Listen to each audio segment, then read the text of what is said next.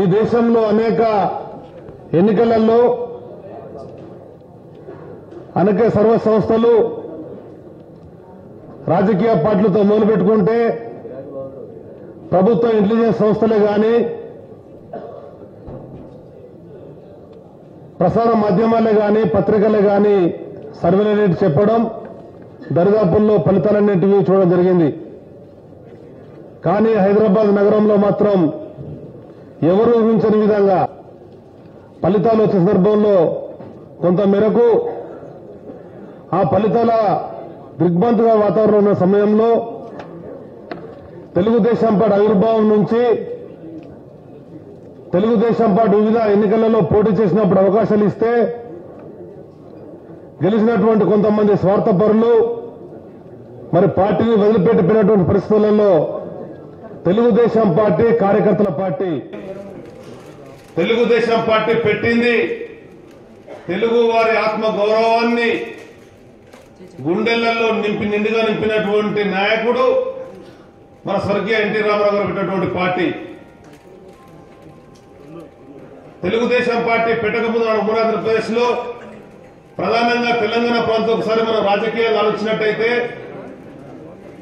స్వాతంత్రం తర్వాత అటు చట్టసభలలో కానీ స్థానిక సంస్థలలో కానీ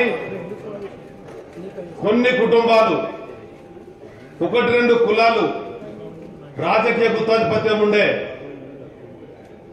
రాజకీయాలలో వివిధ వర్గాల వారు అంటరాని వాళ్ళు ఉన్నటువంటి పరిస్థితి.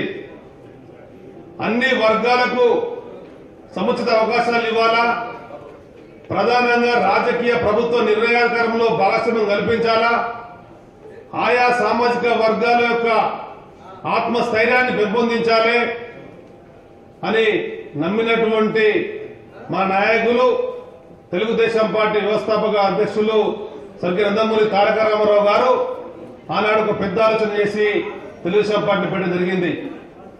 తెలుగుదేశం పార్టీ పెట్టిన తర్వాత సీమాంధ్ర కన్నా తెలంగాణ ప్రాంతంలోనే రాజకీయ అవగాహన రాజకీయ చైతన్యం పెరిగినటువంటి విషయాన్ని అందరూ కూడా చూసిందే.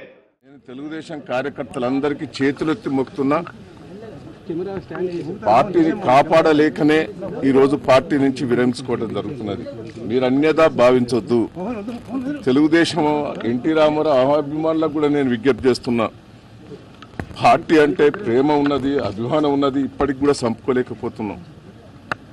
కానీ పార్టీ వదిలిపెట్టి పోవాలంటే కూడా బాధకరంగా ఉన్నది. తప్పని పరిస్థితుల్లో ఇక్కడ తెలుగుదేశం పార్టీ లేవదనే ఉద్దేశంతో మొన్న వరంగల్ ఎన్నికలు కానీ కార్పొరేషన్ ఎన్నికల చూసిన తర్వాత పార్టీ ఇక్కడ లేకుండా పోతున్నది. కాపాడాలనే ప్రయత్నం చేశాం, కాపాడలేకపోయినాం. తెలుగుదేశం కార్యకర్తలకు అభిమానులందరూ కూడా క్షమించండి.